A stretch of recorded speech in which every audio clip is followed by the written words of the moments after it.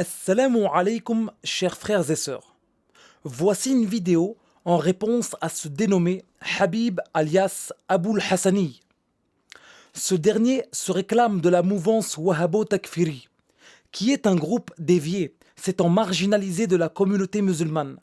Quoique, c'est une personne qui en public vous fera l'éloge des Wahhabites, mais une fois le rideau baissé, la réalité est tout autre, il se désavoue d'eux. Et je vous laisse écouter un extrait comportant ses propos contradictoires et paradoxaux. Je ne me dis pas c'est le Wahhabi par contre. Je ne suis pas Wahhabi. Faut pas oublier que le Wahhabi elle a apporté un grand bien à la péninsule arabique. Par ailleurs, cet homme prétend me connaître et s'être entretenu avec moi. Or, ceci est faux. À cette occasion, j'avais parlé avec d'autres personnes que l'on a en commun, suivant cette même mouvance. D'autre part, cet individu est l'auteur de plusieurs vidéos où il profère des mensonges, des calomnies à l'encontre des sunnites œuvrant dans la propagation de la religion agréée par Allah, à savoir l'islam. Quelles sont les raisons qui m'ont poussé à faire cette vidéo? J'ai souhaité faire cette vidéo afin de rétablir un certain nombre de vérités suite à la parution récente de plusieurs vidéos de cet homme. En effet, il a inséré des audios tronqués de différents échanges qui se sont tenus avec deux autres personnes différentes, ayant défendu la croyance des musulmans, ainsi que des échanges qu'il a eus avec moi.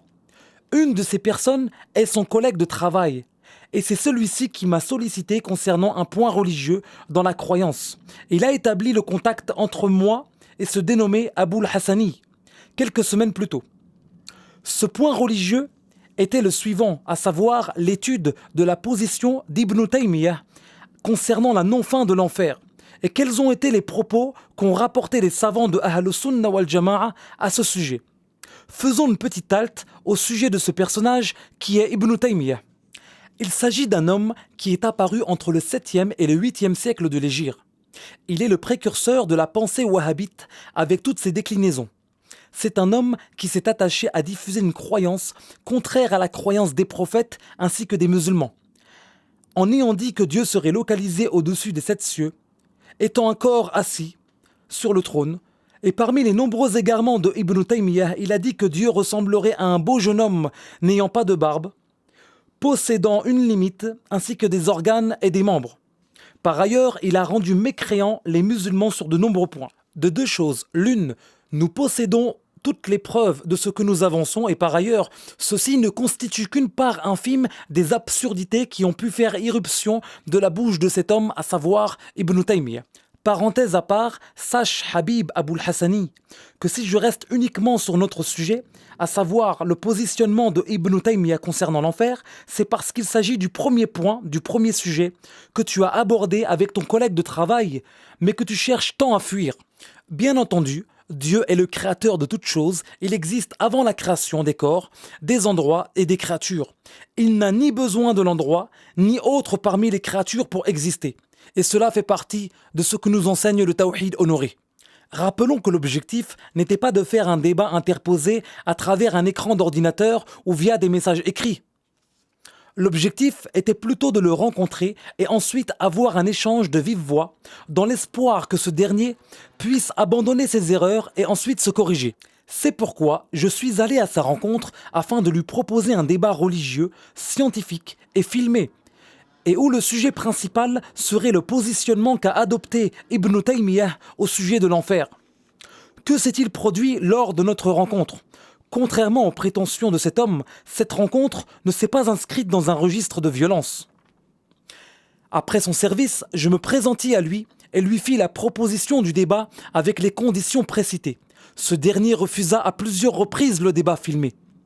Et quant au fait que je lui aurais fait un guet-apens, ceci est complètement faux. Nous nous étions éloignés de sa zone de travail, tout justement afin de lui éviter, ainsi qu'à moi-même, de potentielles nuisances, ou même d'attirer l'attention, car nous nous trouvions dans la rue. Chaque terme est porteur de sens, et ici l'usage du terme guet-apens est abusif et disproportionné, au regard de ce qui s'est réellement produit. Il est très aisé de se faire passer pour l'agressé et de me faire passer pour l'agresseur. Et je vous laisse apprécier la manière dont je l'ai abordé et la manière dont il refuse le débat filmé. Regardez un extrait. Donc, tout comme tu as parlé derrière nous publiquement, nous te demandons d'assumer le débat devant nous publiquement. Par ailleurs, tu as prétendu que les frères ont fui le débat, prétextant prétextant qu'ils ne t'ont pas donné de nouvelles et qu'ils ont fui. Sache que nous n'avons jamais fui un débat et que nous sommes connus pour toujours accepter les débats. Et donc, en cela, nous venons devant toi pour te faire une proposition qui est la suivante.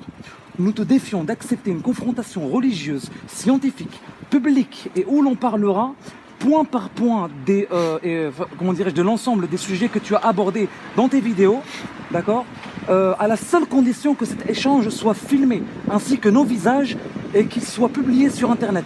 Acceptes-tu le défi lancé? Alors débat, déjà, je vais pas te répondre ni par oui ni par non. T'acceptes le débat filmé? Jamais. Jamais, je vais t'expliquer une chose. En tout cas, tout ce que je sais, c'est que tu refuses le débat filmé parce que tu n'as pas envie que les gens voient ta réalité. Oui, parce que tu es en train de fuir, tu fuis le débat. Si t'appelles ça une fuite, dis. Mais sache qu'il y aura Les regards contre regard sur Internet, sur les traits des gens vont les juger dans ta tête. Par ailleurs, aucune insulte n'a été proférée et je mets au défi ce dernier de m'apporter un élément qui prouve le contraire. Par contre, celui qui s'est allé à utiliser des termes dénigrants, insultants, ce n'est pas moi, mais bien toi, Habib Aboul Hassani. Écoutons ensemble ce court extrait et je vous demande de tendre l'oreille. Une image de racaille à l'écran parce que c'est tout ce qu'il mérite. Là, j'ai affaire à un groupe de menteurs, de voyous et d'agresseurs.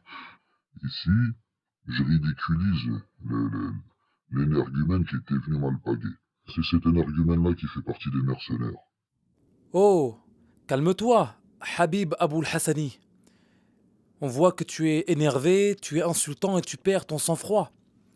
Et ceci n'est pas un comportement qui est requis en islam. Je pense que tu as besoin d'un grand bol d'air frais. Ça te ferait du bien, hein?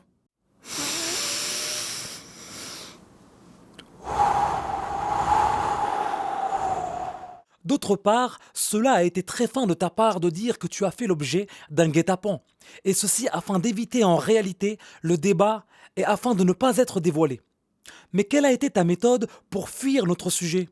Tu as utilisé un autre ouvrage de Ibn Taymiyyah qu'il a intitulé Al-Aqidat al-Wasitiyya, où il rapporte que la croyance de Ahl Sunnah au sujet du paradis et de l'enfer est qu'ils sont créés tous deux et n'auront pas de fin.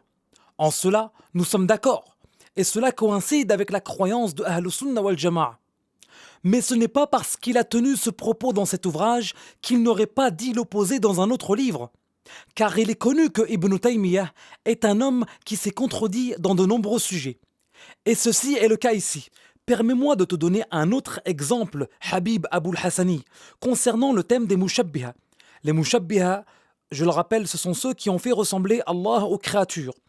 Par exemple, Ibn Taymiyyah a dit dans le livre qu'il a appelé Bayan Talbis al-Jahmiyyah, tome 1, page 387, ce qui suit.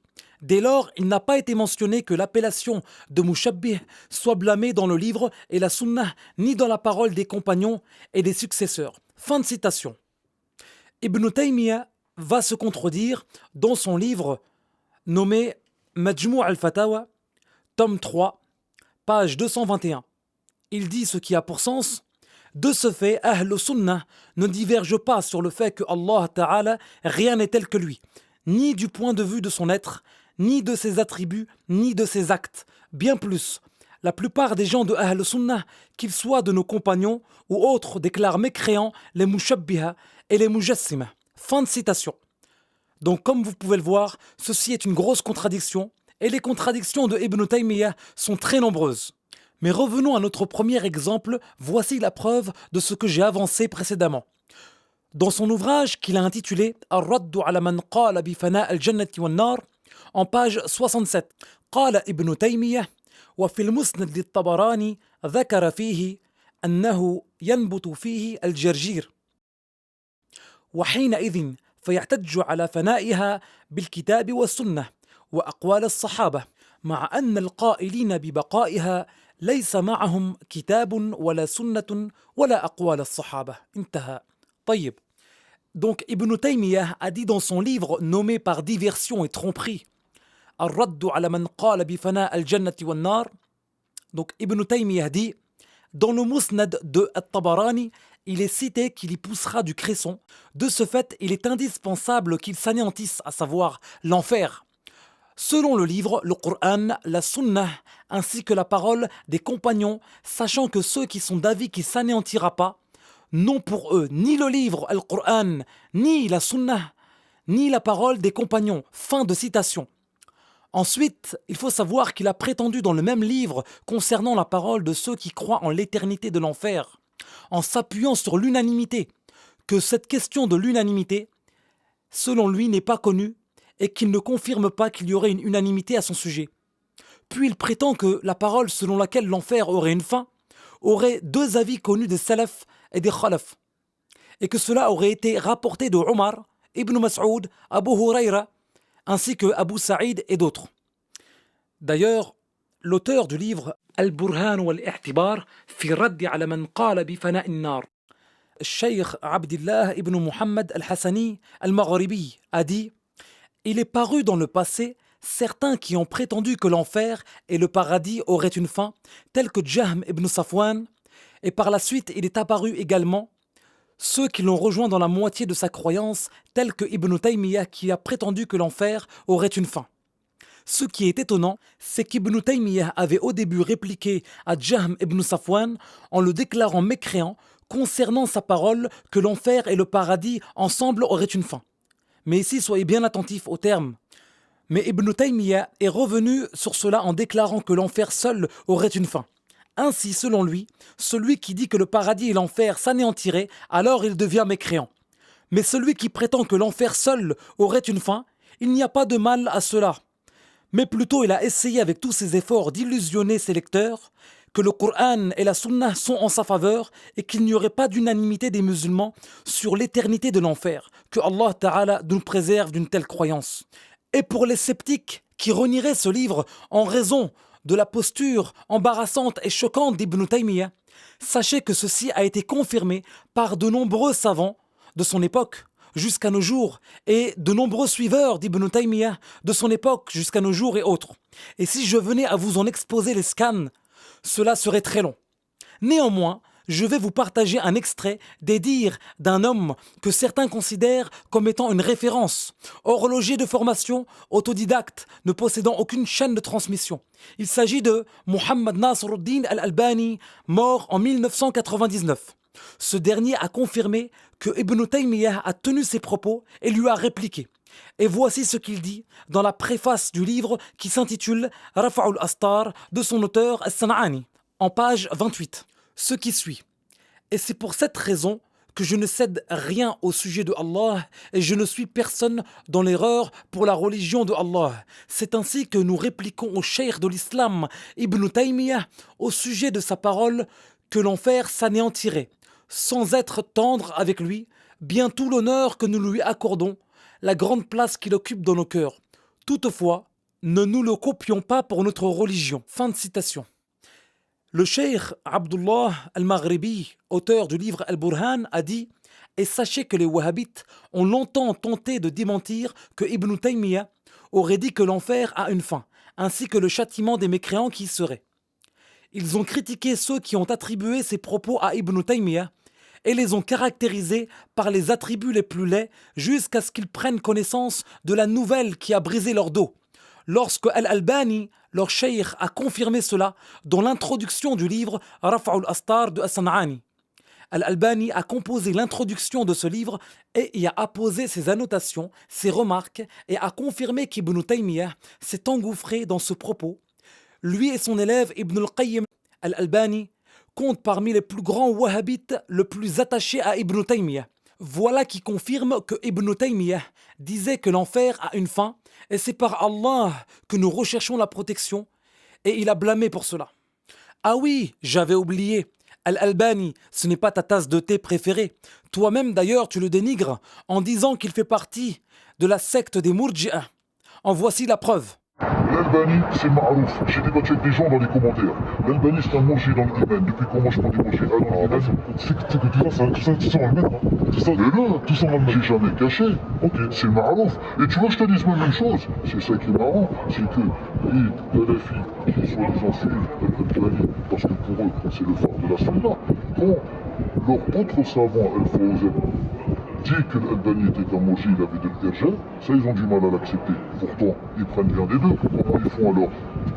Puis comme tu te réclames de suivre davantage Muhammad ibn Abdul Wahhab ainsi que ses sbires, je te fais part ici du commentaire de la part de l'un de ses descendants, Le petit-fils de Muhammad ibn Abdul Wahhab, à savoir Salih ibn Abdul Aziz al-Sheikh, a dit dans son livre Sharh Aqidat al-Tahawiyya ce qui suit. Et de parmi ce qui est attribué à certains imams de Ahl Sunnah, que l'anéantissement de l'enfer soit possible et que le fait qu'il ait une fin n'est pas impossible. Ceci est l'avis connu du Cheikh Taqiyuddin ibn Taymiyyah et d'autres que lui, comme Ibn al-Qayyim, ainsi que d'un ensemble de personnes plus anciennes et également parmi les contemporains. Ceux qui ont prétendu qu'attribuer ces propos aux deux cheikh Ibn Taymiyyah et Ibn al-Qayyim seraient faux sont dans l'erreur. Fin de citation. L'auteur du livre Al-Burhan, Hafidhahullah, a dit « Ceci est un autre témoignage d'un des grands chefs wahhabites attachés à Ibn Taymiyyah, qui confirme qu'Ibn Taymiyyah a considéré que l'enfer a une fin. Il confirme que ceux qui prétendent qu'Ibn Taymiyyah et son élève Ibn al-Qayyim n'ont jamais tenu ces propos se sont trompés. Ceci confirme qu'attribuer ces propos à Ibn Taymiyyah ne sont pas des calomnies à son égard, ni même des propos qui lui sont attribués à son insu, tout comme nous l'avons montré par la grâce de Allah Ta'ala. Au regard de l'ensemble des éléments qui t'ont été exposés, Habib Aboul Hassani, comment vas-tu te positionner désormais ? Vas-tu faire preuve d'objectivité en reconnaissant qu'Ibn Taymiyyah a tenu ses propos choquants, embarrassants et contredisant la loi de l'islam ? Ou vas-tu t'entêter inlassablement à t'enfoncer dans les sables mouvants de ton ignorance ? Ta responsabilité est pleinement engagée. Bien que tu ne te sois pas montré honnête dans ta manière d'agir en sélectionnant d'échanges que tu as eus avec moi et les deux autres frères qui ont duré des heures, que de brefs moments, que de brefs passages dans le but de te valoriser et ainsi de nous discréditer. Sache que je te veux tout de même le bien. Je t'invite par conséquent à délaisser cette mouvance et ces préceptes qui ont causé tant de tort à cette communauté musulmane depuis plus de 2 siècles et demi. Attache-toi à la voie de droiture et de vérité, et non pas à celle de ces wahhabites qui ont dévié. Par conséquent, si tu venais à changer d'avis, sache que je me tiens fin prêt à répondre à ta requête et à voir ce débat filmé avec toi. Et sache qu'il n'est pas de l'habitude des personnes courageuses de se défiler face à une proposition de débat filmé. Et encore une fois, il est très aisé de s'exprimer derrière un écran d'ordinateur. Mais la vérité n'en demeure pas moins éclatante sur le terrain.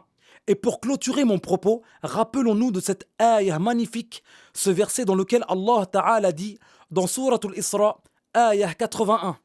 وقل جاء الحق وزهق الباطل إن الباطل كان زهوقا. Ce qui a pour sens est dit la vérité est apparue et le faux fut vaincu. Certes le faux ne perdure pas. Wallahu ta'ala a'lam wa ahkam wa barakallahu fikum wassalamu alaykum wa rahmatullahi wa barakatuh.